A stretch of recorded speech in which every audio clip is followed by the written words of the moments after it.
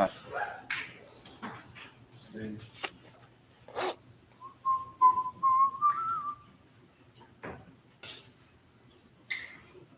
Yoink. What's going on? Yay.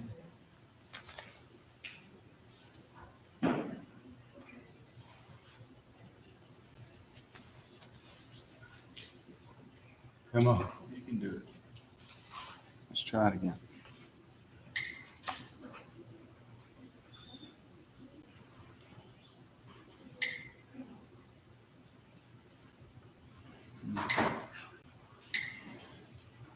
Yay. All right, so like I told you last week, we're going to go over the parameters of your project, and I want feedback. I want you to be part of kind of helping me fine tune this into something that's enjoyable, something that you can learn from, and something that we can be all on the same page for when you turn it in. We both understand what's involved for you to get credit. Okay? So feel free. What about this? What about that? How about this? How about that?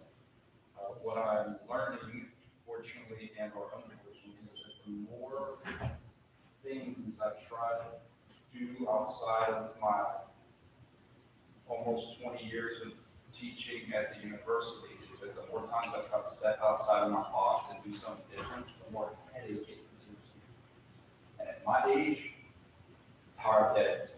So are we all on the same page that you do you and make it so that it doesn't give me a headache? In fact, I'm going to grade you on if you get a headache or not. That's going to be the assessment. Okay. So I couldn't pull up Microsoft Word, go figure, because they haven't done the UX stuff. So I had to be resourceful and use MS Paint to just be able to jot down some things. Can everybody read the course? I'm gonna, once we have our finished parameters, I'll save it and put it up in Google. But before that time, I want you guys to be part of the conversation. Okay? So here's the rough outline. Now, does it have to be written? Sure. I'm dyslexic, but I'll read it. You can do Prezi if you want to do a presentation on it, where you have this combination of stuff. You could do a YouTube video if that is your, if that's your thing. The key thing is that first part. Infer, because I don't like to use the word assume. Infer that I don't know anything about your sport, your skill, your rehab, I know nothing. You're teaching me about this world that is of your interest. Okay? So that's the first thing. The introduction should be objective. What objective is like 2 + 2 = 4. Subjective is this art is worth, or this is nice art. All right, I know what you smoke. So objective is it's an is. So for the first part, that introduction, I want it to be very objective. Tell me about your sport. Tell me about your skill. Tell me what's involved. Tell me the rules. I'm not saying like the rules of football. First of all, it starts with that. I'm just saying, teach me, educate me on stuff that is it is. That's not opinion-based. That's objective-based. If it's a lift, tell me about the lift. If it's a throw, tell me about the, just give me a background on it that has no opinions to it. Does that make sense? Not opinion-based. Some of the topics, what's the purpose? Why are you doing it? Why are you doing it in context of the sport? Why are you doing it in context of rehab? Why are you doing it in context of powerlifting? Why are you doing it in context of strength and conditioning? Just what's the purpose, right? Why you do it? Why is this skill important? If you were going to get into like a pitch Be specific. Like, I'm going to look at a curveball. I'm going to look at a fastball. I'm going to look at, if you're going to do a kick, be specific. I'm trying to narrow this down, not make it into an endless sea of never-ending content. So if you're going to do a soccer kick, that's awesome. Give me a specific kick, a penalty kick, or a corner kick, or a clear out. Just be specific, so that way you don't get overwhelmed with, like, in other words, what I don't want is a baseball throw. Good Lord, outfield, infield, pitch, a catcher throwing out a runner trying to attempt to steal at second. That is a very specific skill. That's a very specific task. That's what I want to make it easier for both of us. Does that make sense? Or a catcher trying to snap throw to the first baseman and try to pick something off. Just make it specific. Make it specific. The evolution of it. Give me a little background objectively on kind of where this skill started. Maybe it's something relatively new. Maybe it's something that's been happening since the Olympics of the Greek times. Just give me a little background on how this skill kind of evolved to where it is today. Very objective based, not opinion based. Delve into the history of your interest a little bit. That should be fun. That should be something you should be interested in learning more about. Tell me a little bit about your history. Then we can get into objectifying movement patterns. This skill is mostly sequenced for these reasons. This is mostly simultaneous for these reasons. It's mostly optimal power because of these reasons.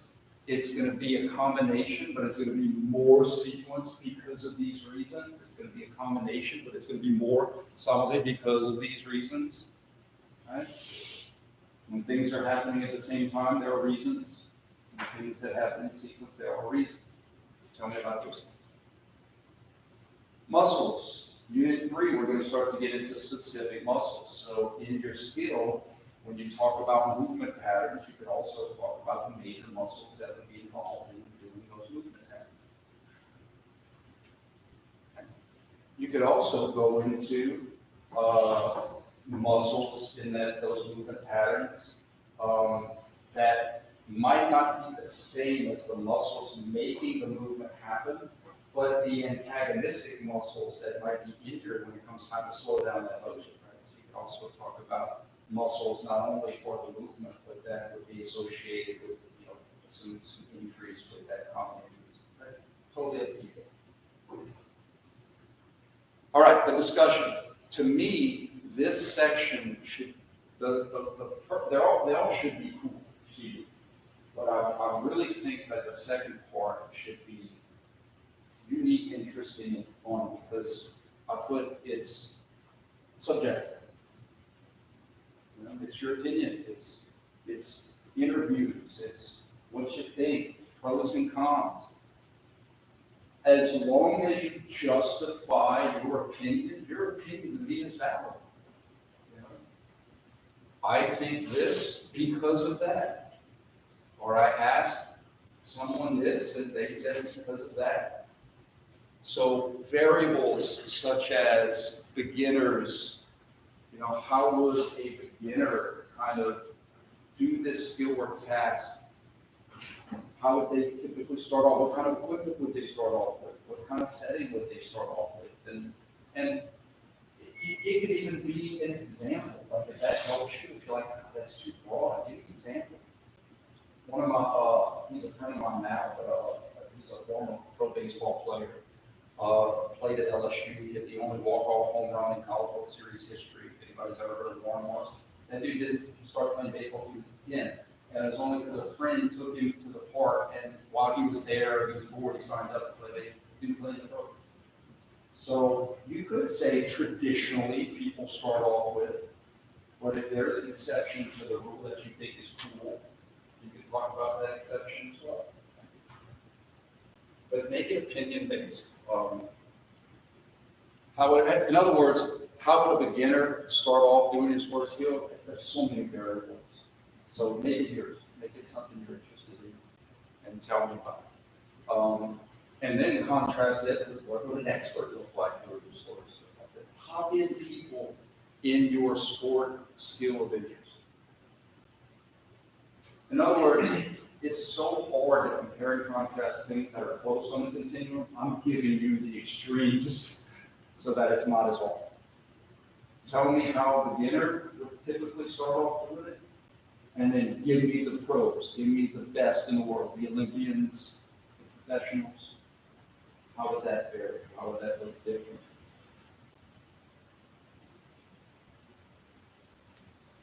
Girl, I know it's marketing, but it was so fascinating growing up. Man, if I just get Michael Jordan shoes, I'm gonna play like Michael Jordan. That's what the commercials were telling me. I'm gonna tell you, that didn't work. On a Nerf hoop, domination.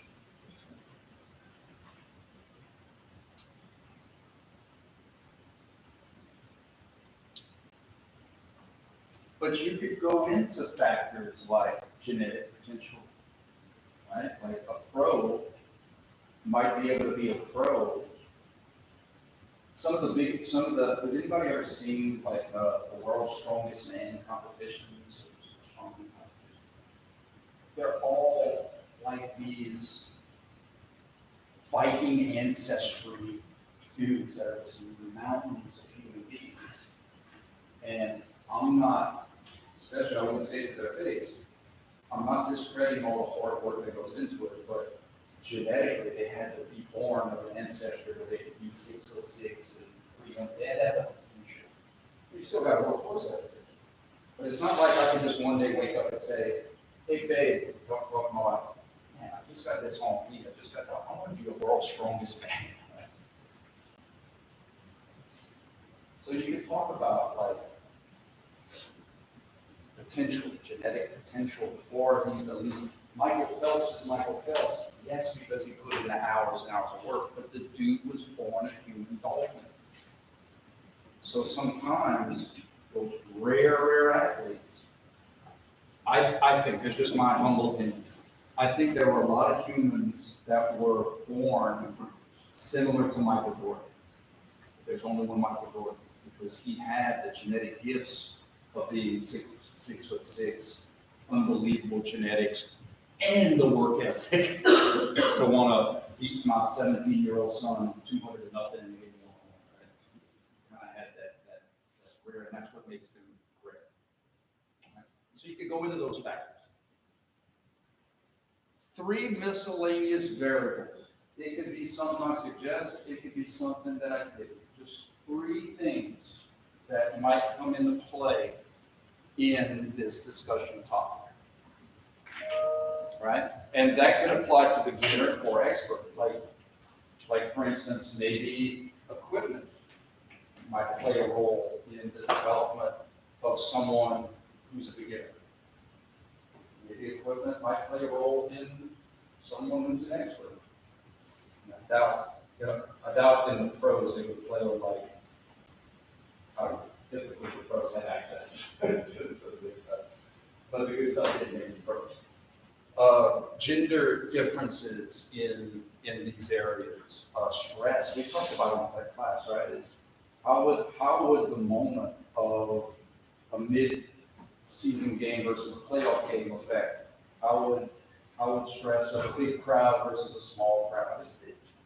Anything you can come up with that you think is important and you justify it, it's all good. Just justify your thoughts. This is what I think, and this is why I think of it. This is what it is, and this is why. And then your conclusion is going to be the future. What do you think the future of your skill or sport? I'll give you an example. Anybody watch the combine this weekend? For those of you that don't know, they call it the Underwear Olympics. It's where the NFL players all run 40s. One dude, the guy from Texas, correct me if I'm wrong, broke the record on the 40, and this is laser time, guys. This isn't somebody like they do in high school. And he did like a like 4-2-1. So in my brain, I'm like, when's the first 4-1 knock, right? Like, you know, it may take 10 years, it may take, but eventually, like, that's so cool. Like, what does the future bring for your sport? And the future could be equipment. The future could be genetic splicing. That's some crazy stuff where they could go in and like it's like untraceable steroids that they could literally re-engineer your genes. They can get into that stuff. Just what is the future? What kind of factors could be in it for the future?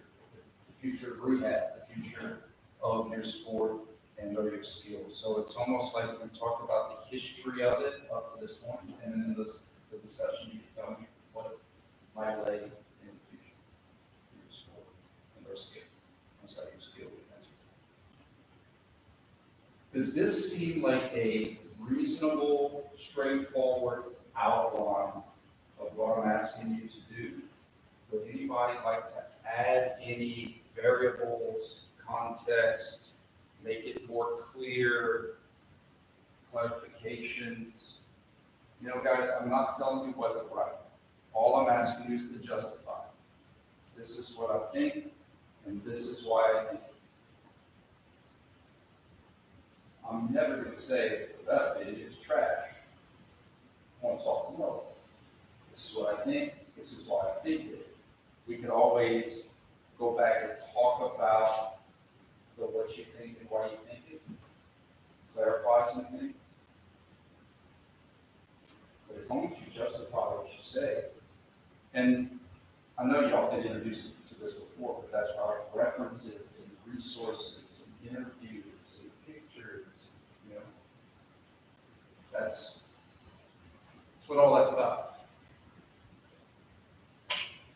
Links. Yeah, probably the last week of school. What I'll do is I'll use finals to look at them all. And like I said, guys, as long as you give me that as a template, justify your stuff, we have no problem. Okay? What I don't want is something that it's obvious that you spent 30 minutes on for the last day of class. We got a problem. You got a question? You want us to use the definition of concepts in class? I mean, you want us to touch on a little bit of everything we could, or just more specific? Yeah, no, I think, areas? and I think a better way of saying that. First of all, it's a great question, and I'm glad we're clarifying that. I'm going to add this.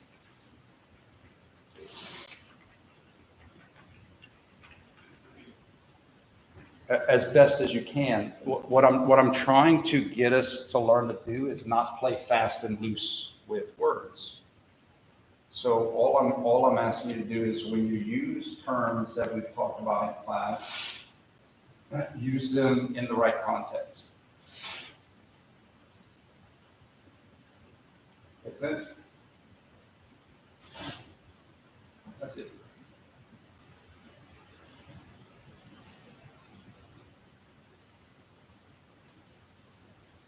I mean, every skill is going to have some elements of stuff to talk about, right? Position, velocities, accelerations, hours, just this kind of key terms. So all I'm saying is that when you do use those terms, just make sure you're using them in the right context. Trying to play fast and loose.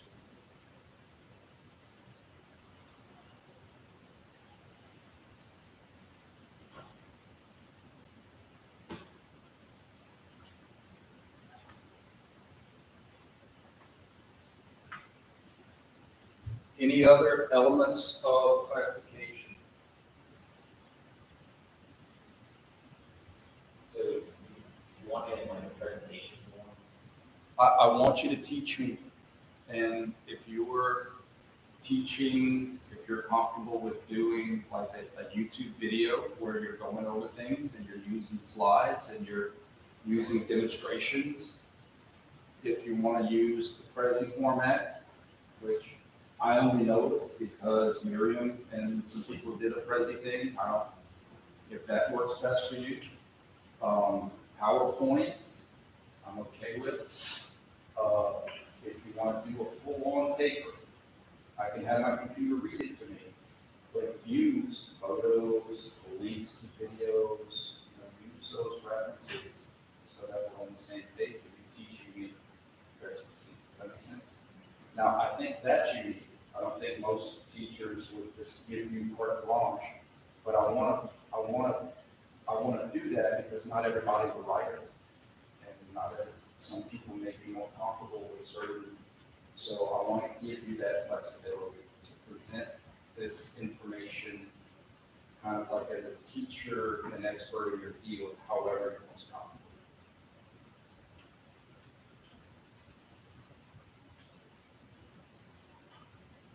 So essentially, the people that's talking to teach you that way, that lines everything up.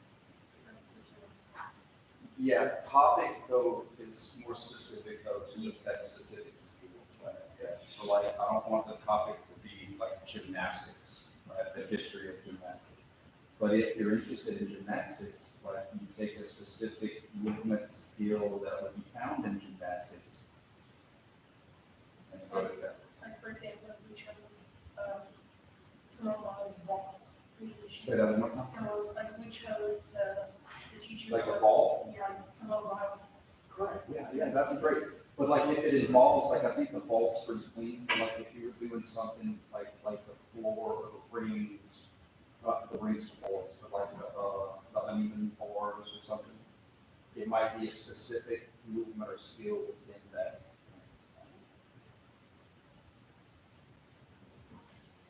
Or, if you're really interested in gymnastics, like Simone Biles does things that know that, like they name it, you do some cool stuff and they name it after you, right? It's incredible. So like, you could look at that as an example of the best to ever do it. But even Simone had to start somewhere, right? So, how would someone even begin to do that ridiculously difficult skill?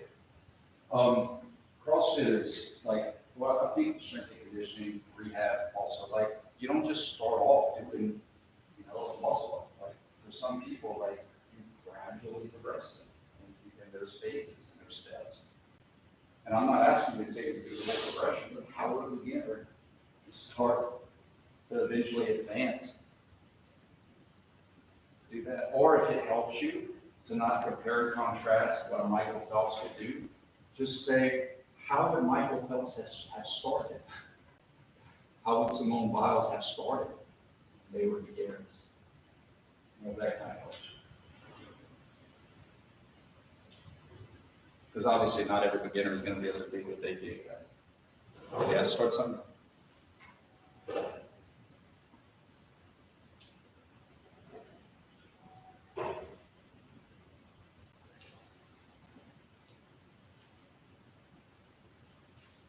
Would it help if I added the,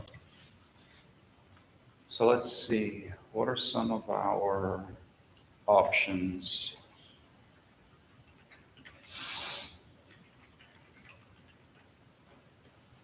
Let's see if I can do this. And again, guys, I'm doing this because this computer will not let me pull up Word because we haven't licensed it yet, whatever that means. Let's see. Presentation style. So we talked about Word, we talked about PowerPoint, we talked about, I don't know how to spell it, is that correct? Close enough? You could do a YouTube video. In fact, I'm sure y'all are so resourceful with tech, but like your PowerPoint could be on a YouTube video where you just literally voice and don't stress about, you just send me the link. You just make it private where no one could see it unless you have the link. And so, you don't have to stress about being embarrassed like this. So they'll come to me and I'll watch them and I'll do, If you want to do that, you can still have the privacy of the setting. private and only person gets the link. Am I missing any other popular formats of presentations? Voice thread. Okay. And I'm all for anything that's gonna help you teach me about that thing. So as long as it gets the job done, voice thread, awesome.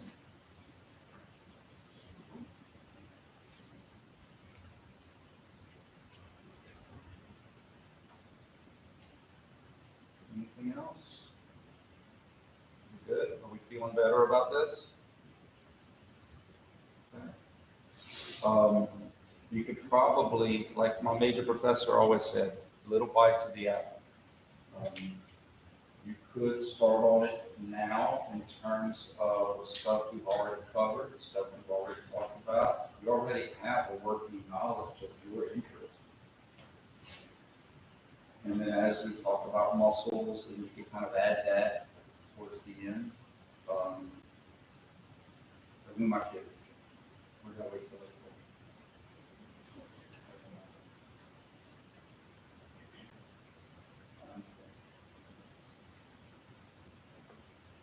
All right, so what I'm gonna do is I'm gonna copy this and I'm going to email it to myself. And then I'm gonna put it on, I can use Word in my office, so I'll officially put it on a Word document and then post it on Moodle. And I'll put it in like its own category. So I'm not going to stick it at the end of Unit 2. It'll have class project or something. It'll have these parameters. I'll make sure to have the due date and that kind of stuff on it too.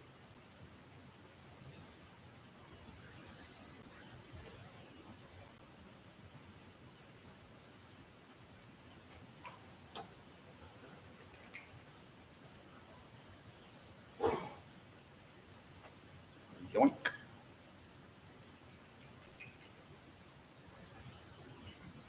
Got it. All right. Okay, anything else you guys want to talk about today?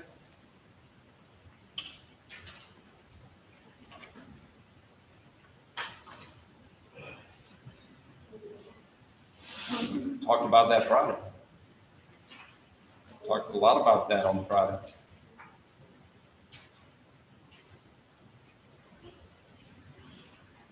Guys, don't forget, man, I live stream these things on purpose.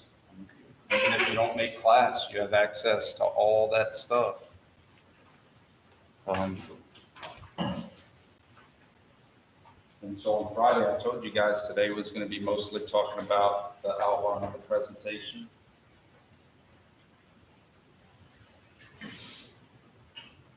I do what I can. That's all I can do.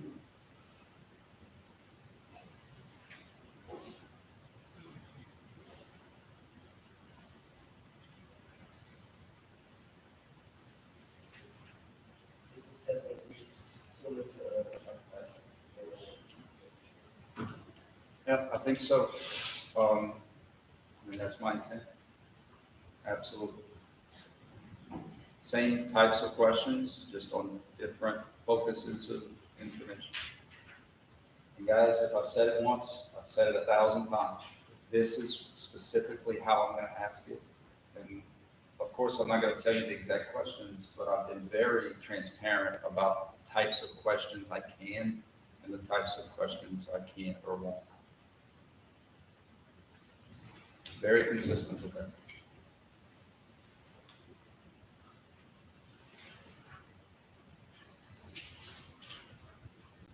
So if you weren't here on Friday and you're freaking out, don't freak out. You got Friday video to go watch where we did a full review, or at least I answered all your questions.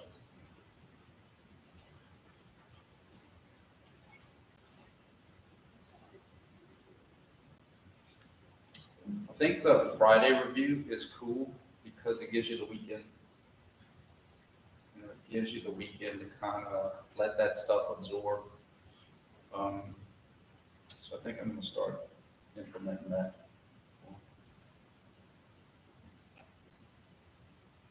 You start doing audio reviews, we teach them new units starting on Monday and before the test. Yeah, I would probably do, first of all, great question. I never want to commit to something that later on I change my mind because of a justification or a reason.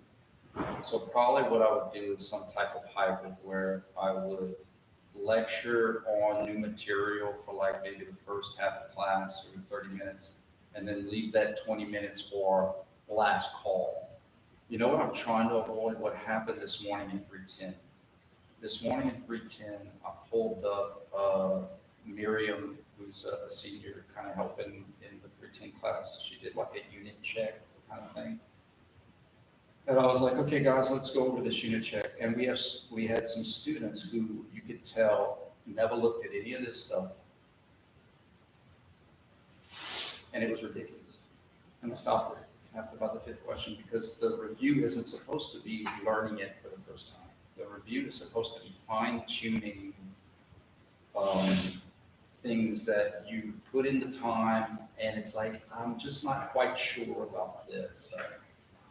And so, so I think that's what I'm going to probably do is that I'll open up like we did today, the last 20 minutes for just those fine-tuning. Isn't it frustrating when you put in all that work and we're doing a review on Monday and some people are like, what's a joint or what's flexion? And, you know, some of the students who are putting in the work are just like, oh my gosh. You know, so maybe I think it'll kind of put that urgency in some students. Of course, I'm not talking about you or any one particular person, but I think doing the review on Friday can at least give people an opportunity to catch up to maybe where they need to be going into a finals test. So the questions we do have are more quality and not just like, you know, what's an ankle? I know I've heard the review on Friday, I just feel like personally it might be very overload, like maybe, I think for 310, Mm-hmm. it could have been, even like, I feel like the units kind of went to where it would be, or it could be overload in that sense, because if you're talking about a test on the hip. Yeah, it's yeah, really two yeah. or three, like shoulders. Sure. Maybe for this class, because like, I know you said muscle clean, unit 3 to start on muscles, Mhm. so hypothetically, we would just start muscles today, I don't think it'd be similar to like this class unit to where Gotcha, it's right gotcha. overload. Let me, first of all, that's a great point, and I admire that you bringing that up. It wouldn't be in, because context means everything, right? So what I wouldn't do is like, okay, guys, today we're going to start Greek. What I would do is say, okay, guys, let's review a bunch of things from 310 that we should know, concentric, eccentric, and what's the external force trying to do. So at least from that end, it wouldn't be entirely new stuff, right? But it's important for us to kind of re-go over that so that when we do go into the new stuff, and where the corner that I'm painted into is time. Like, we only have so many classes. And if you spend an entire week of review and test, then it's like, when do we have time to get into the new stuff? So like, I totally see that perspective.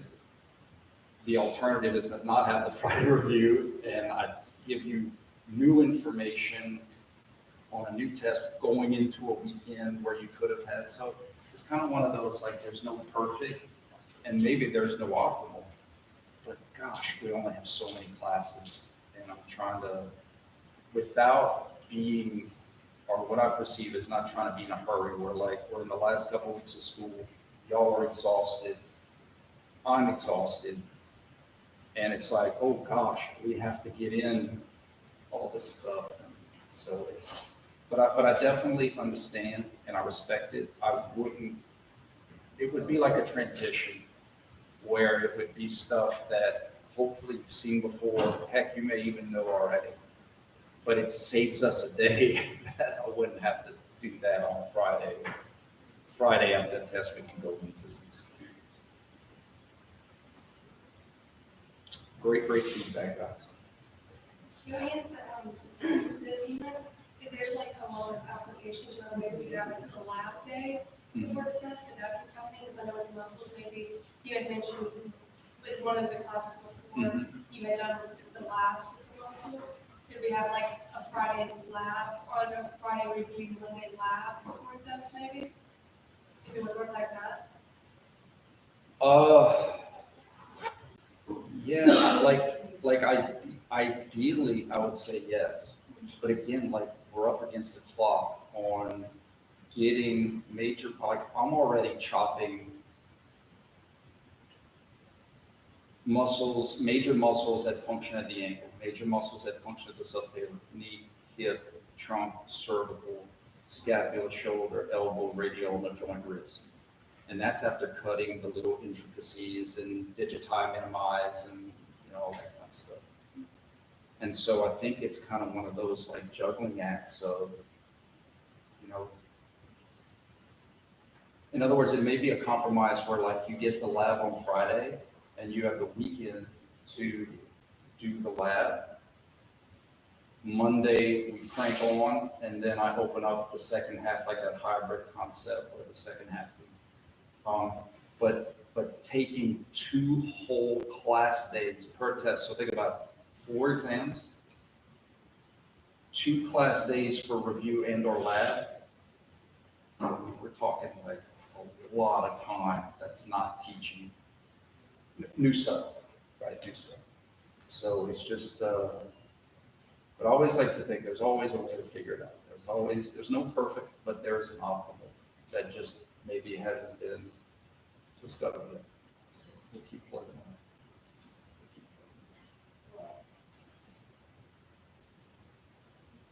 What about everyone's applications that we're going to start to learn? I know in a different class, that's like, as we were learning, we would be doing. So as you're teaching those applications that she was talking about, Okay. as doing muscles, instead of dedicating an entire like lab day that you're talking about the entire Friday, Yeah. doing the lab as we learn, like We as you're talking, we're doing it. do that. One keeps us engaged in class. I guess that's just What- like a learner that I am, That's a great idea. but cuts that time that we're all wanting.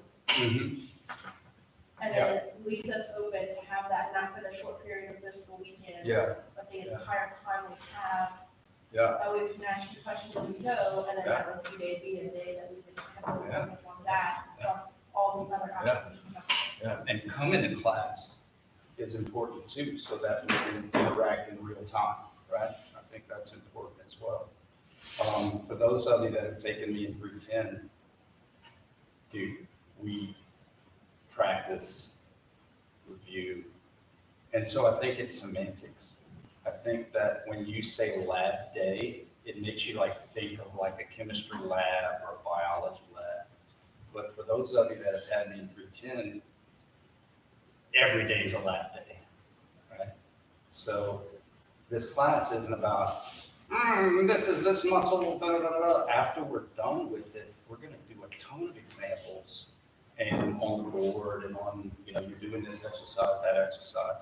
So that is a very valid concern, and I'm glad you brought it up.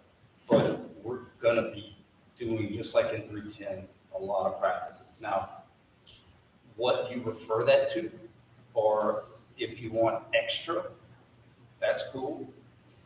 But I really do try to teach with application in mind and practice a lot. Heck, we practice, and even though we haven't gotten the muscles yet, how often did we practice the quad stuff? Like a lot, right? That's lab.